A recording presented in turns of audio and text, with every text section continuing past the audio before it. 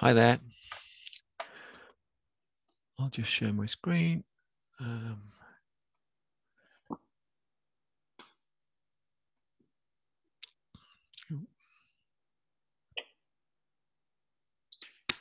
Okay, hope everyone can see that okay now. So my name's Paul Albertella. I'm the chair of the Open Source Engineering Process Working Group, or OSEP. And as Shu was saying earlier, we're focusing on looking at the processes and techniques that we want to use when we're attempting to use Linux as part of a safety critical system. I've kind of highlighted a couple of the activities that we've been focusing on. First of these is about creating a framework that we can use when we're trying to apply Linux in safety applications, to give both people who are trying to use the outputs of ELISA in their systems a kind of a common framework within which to work, but also a common framework for the working groups, because the working groups are all focusing on different aspects of using Linux in safety applications. And so what we're trying to do is provide a framework so that you can compare and put together the different results there in a kind of a sort of consistent framework. We've also been looking at specific methodologies within that framework, and the kind of focus so far has been looking at, in particular, at documenting or deriving and documenting safety requirements using STPA, which I'll talk about in a bit, which gives us a kind of a starting point for defining a specification for our Linux-based system, and from that a lot of the other processes will flow. But before we get into some of the details here, I think I just wanted to take a couple of minutes to clarify what we actually mean by safety. Safety means lots of different things to different people, but in this context we're specifically talking about what's called functional safety, and in the context of products that may incorporate Linux as one of their components. And what we mean by functional safety here is we mean that the product that we're talking about should be designed and implemented to prevent unreasonable risk of harm associated with its use. So the unreasonable here is doing a lot of work, but the key here is that we're not trying to say that something will never fail or never cause a problem, but that the person using it needs to have a kind of a reasonable expectation about what it can and can't do, and how it can kind of protect them from the risks of harm as a result of it. And this is what the safety standards exist for. There's different safety standards for different industries. For example, there's ISO 26262 for automotive, and there's the IEC 61508, which is the basis of a lot of other different standards. There's also other standards in aerospace and in industrial contexts. They have a lot of things in common, but they will also have some subtle differences. But they're all focusing on this idea of preventing unreasonable risk of harm, not just through the actual implementation of the system or the way the system is designed, but the way it's created, so that we have an expectation that the intent that's gone into making it is actually being lived up to. So the background and motivation for the OSEP group, and this applies in many ways to ELISA as a whole, is that these safety standards define reference processes for software development that are intended to help us to have this confidence in products. And they talk about the kinds of engineering practices that are considered state of the art and that you need to have applied to your systems for safety. And this provides us with a template for constructing safety arguments about the way we're making our systems and about the systems themselves. And they also describe the evidence, so the documentation, but also the kind of other outputs of the development process that you'd normally require to support these arguments. It's not enough to say my system is safe because X. You also need to say why you believe that, and what sort of, how you kind of documented that process, and the evidence that For example, if you've used testing as part of your safety argument, why you trust that testing and the evidence that you actually done that testing.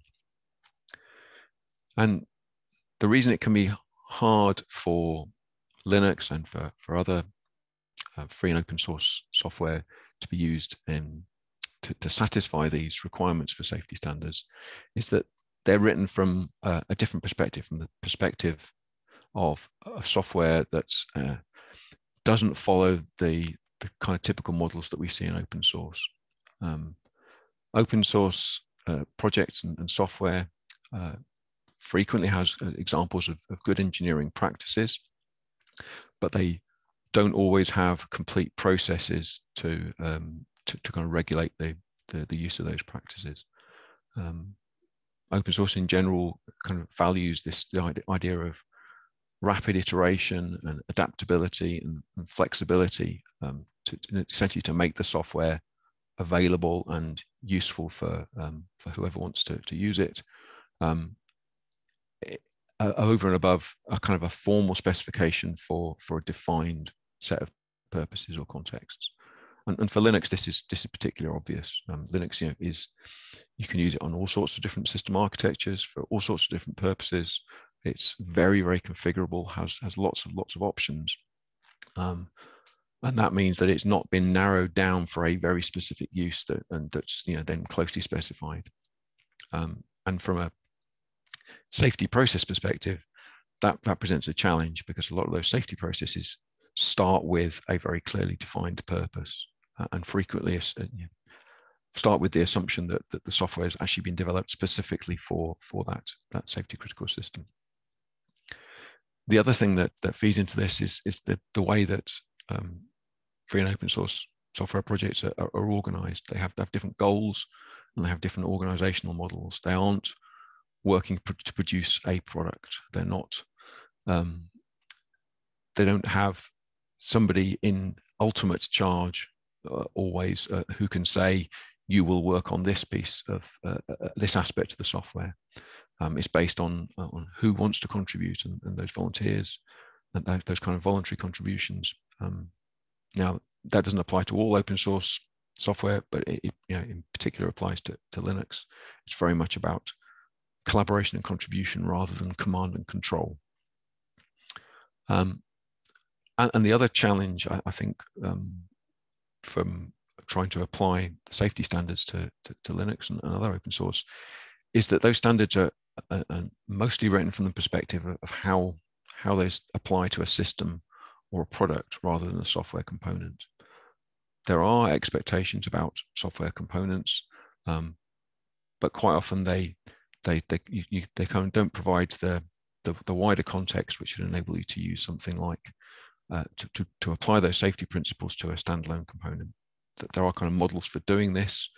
For example, ISO 26262 has this concept of a safety element out of context, which is where you develop something with a set of safety principles in mind for an assumed context. So where you said, we've made these assumptions about how this is going to be used, and then they provide some safety evidence for that.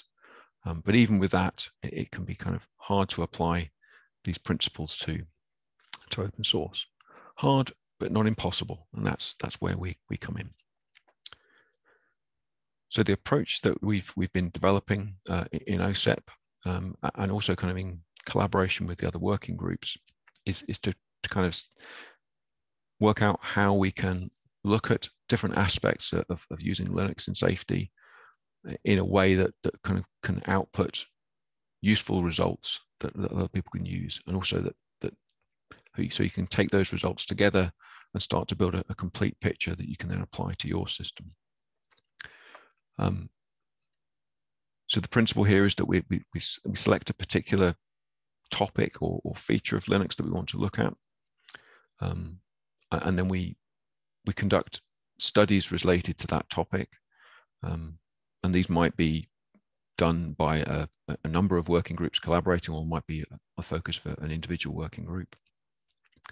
But there's a set of kind of basic principles that we want to follow with these, which start with, what are the risks associated with this topic?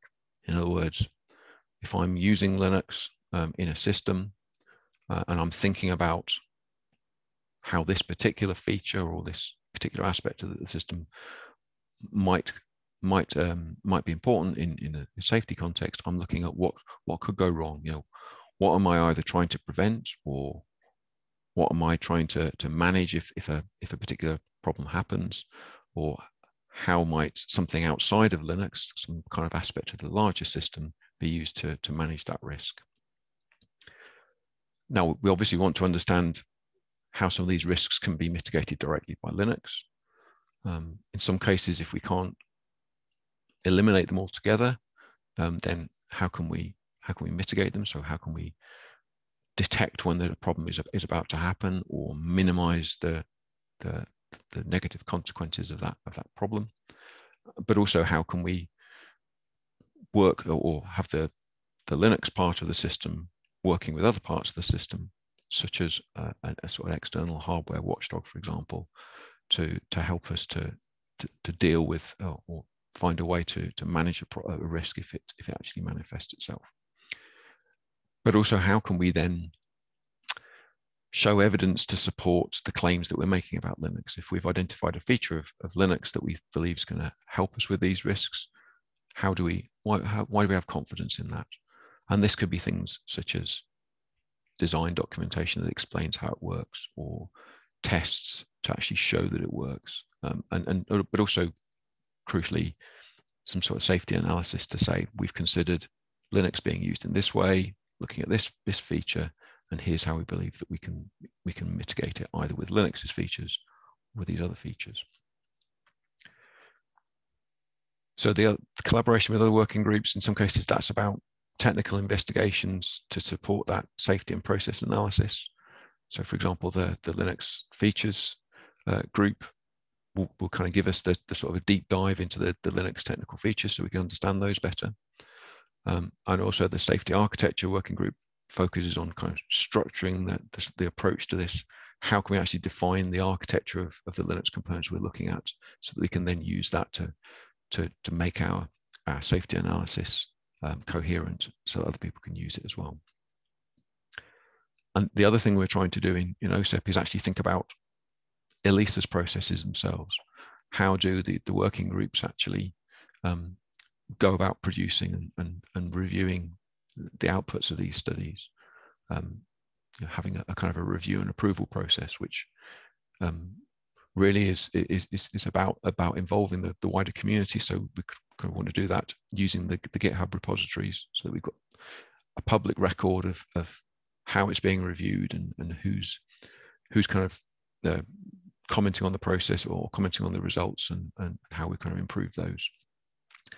We also want to actually try and create and refine these documents as we go, rather than spending months and months working on it and then producing something at the end. We want people to be able to see it in process, not least because that way they can provide some input and some comments as well. And we also want to, as a kind of a result of these studies, actually kind of write down and identify what claims we think we can make about Linux, and about the processes and methodology that we're using, to kind of provide the evidence that we need to use these in safety. And as we're saying, the aim is to publish this via the GitHub repositories for the working groups, and the OSEP working group repository already has some examples of the work that we got in progress. So these are the three of the things that we've got in progress at the moment. There's the Safety Studies Framework, which I'm going to talk about on the next slide. Prior to that, we were doing a stack memory analysis using STPA. STPA is System Theoretic Process Analysis, and it's a methodology for doing a top-down analysis of a system, and really this can mean any system from a kind of a small component on a car, to the whole car, to a traffic system. Principally intended to kind of with safety in mind, but really allowing you to kind of analyze how that system behaves against some specific goals, and those goals being focused on what do I want to avoid happening. So in a safety context, the losses, as they're called in STPA, that we want to prevent, but we want to avoid, are harm to people. But in another context, you might actually be interested in customer satisfaction for your car, or cost, cost or performance of whatever it is that you're doing. STPA lets you kind of structure your system in a way that lets you break it down and identify what constraints you need to have in place on the design and the implementation of the system in order to achieve those goals.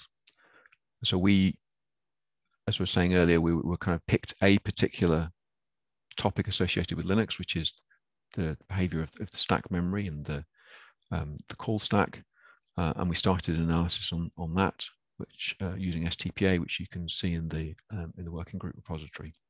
And as I was saying earlier as well, we had some inputs from the Linux features group on that. So they kind of delved into the relevant features of Linux, so that we got an informed perspective on how stack memory worked to feed into our analysis.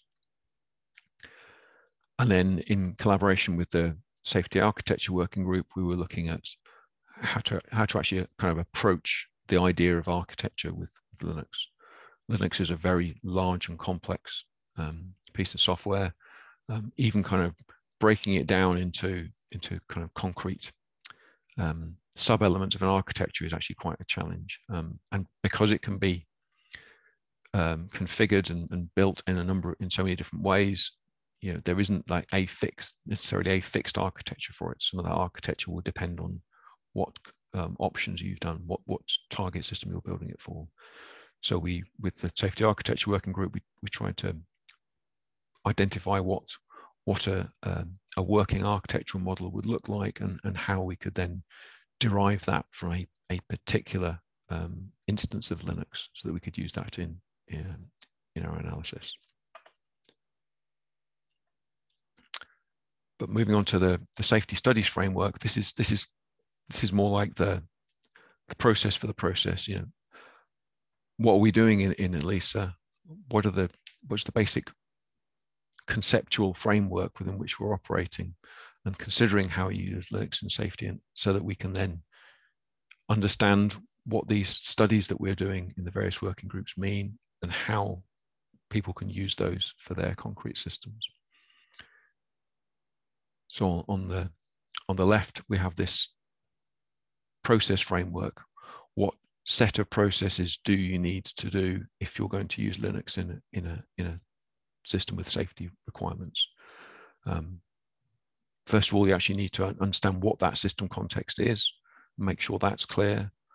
What are its safety goals? In other words, in order for the system to be safe, or to achieve safety, whatever safety means for that particular system, because it could be very different if it's an industrial plant or a car, then what role does Linux have in that system, and in particular in achieving those safety goals? If Linux is used as part of a safety feature, so in other words, if it's actually helping to realize something like the telltale example that we have in the automotive working group, then clearly it's got a direct role in actually achieving some of the safety goals, because one of those safety goals is achieved through running an application on Linux. Then we need to identify and document the Linux features that actually help us to achieve those safety goals, which I skipped a step there. First of all, we need to actually define what those safety requirements are for Linux. So understanding the role that Linux has in that system, and then defining some concrete safety requirements for Linux, but also for the other system components. And this is where we've looked at using STPA, for example, to say, here's Linux as part of the system. These are the other components of the system that work together with Linux to achieve these goals. What do each of those components need to do in order to do that? Because if Linux can't achieve all of those, then it actually needs to place some requirements, or the system needs to place requirements on other components to enable the system as a whole to achieve those. And then once we've identified the Linux features that we're using to help achieve these requirements, we want to identify and document those. And then we're going to need both some tests to prove that, or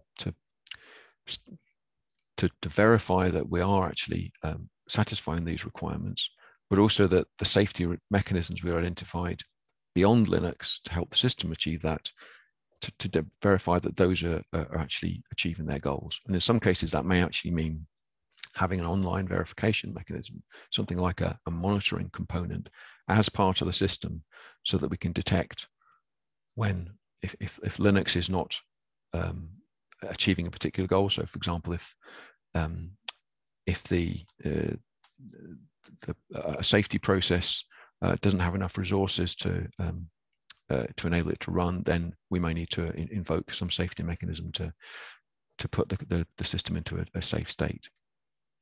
And we want to be able to use these tests either in this kind of online verification mode or as system tests on our kind of final system to make sure that we're achieving those things.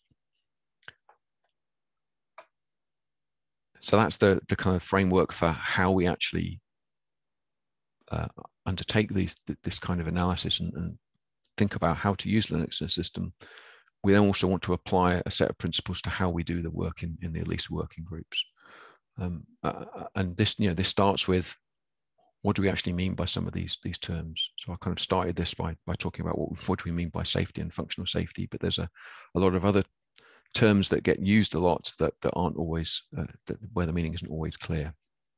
And also some assumptions about Linux and how we use it in a safety-related system that we need to make clear as a kind of basis for the studies and what the intention was. And also what information do we actually want in those study results so that people can actually use them. It's one thing to write down what you discovered, but if people don't understand the context for it because they weren't part of the working group discussions, then those results can be less useful. So we want to establish what framing information we need to help people consume those results. And as we were saying earlier, have a kind of a common review process and way of publishing those studies. So I think the question a lot of people will be thinking now is, okay, that's fine, but how can I actually use this in my safety project? Shua kind of had a lot of cannots in her introduction. We cannot do this, we cannot do that, which can be a little bit daunting. And this is the idea of this process framework. By giving you a framework of these are the steps you will have to go through if you're using Linux, we're hoping to kind of give people a map about how they do it. And also some studies examining particular topics related to Linux or particular use cases for Linux to illustrate how you apply these. Whether it's for a kind of an assumed system context where you might be able to generalize some of the conclusions, or for a concrete system context to illustrate exactly what steps you need to go through for your system in order to reach the same sort of confident results. You can't use these study results directly because the context is key on a lot of these things. Your product or your project, your safety goals are almost certainly going to be different to ours. And so it's not about saying, all right, because of this study, I can therefore say that this Linux is safe for this. What you can do, however, is reuse the tools and the methodologies that we've used and the Linux features or configurations that we've identified to inform your choices about your particular context or your project. And also you can use the study results themselves as an input to your analytical processes. If we've identified a set of risks that you need to consider, then that's your starting point. You might identify some more, but you need to be sort of sure you've covered at least the ones that we've identified. So the next steps for OSEP will be finishing the Safety Studies Framework document that we've created. We're going to be discussing this with the other working groups, the other working group leads in particular at the ELISA workshop, which is in a week or so. We've got an initial draft of the document. We're going to complete work on that. And then we're going to actually sort of go through the review and publication process for that as a proof of concept, if nothing else, but also so that other people can see what we're doing and buy into the approach that we've proposed. And we're also going to want to continue working on the safety requirement specification work based on the static memory example, and apply the safety studies framework to the automotive's telltale use case, which already has a lot of work on it, but which isn't always accessible for people coming to it new. And then we'd also like to explore some other processes and look at sort of different parts of this overall framework approach. For example, looking at having done some safety analysis with a methodology like STPA, how can we then use that to derive some system level tests to help verify our kind of requirements and software fault injection scenarios to give us some more confidence in those. And also looking at this idea of how do we actually specify an architecture that we, for a particular Linux-based system that we can then use to provide the context for these analyses. I see I've run out of time, but if you've got any questions, I'm happy to take them now on the chat.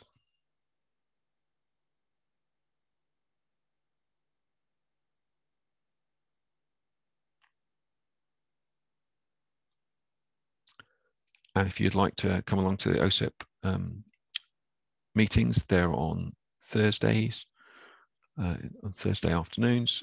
You can find the details on the website and the calendar. And very welcome, very happy to have new people come and join us and join in the discussions.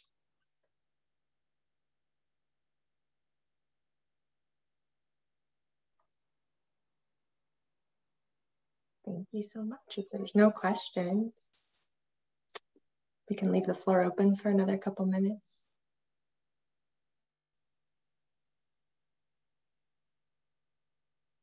Awesome.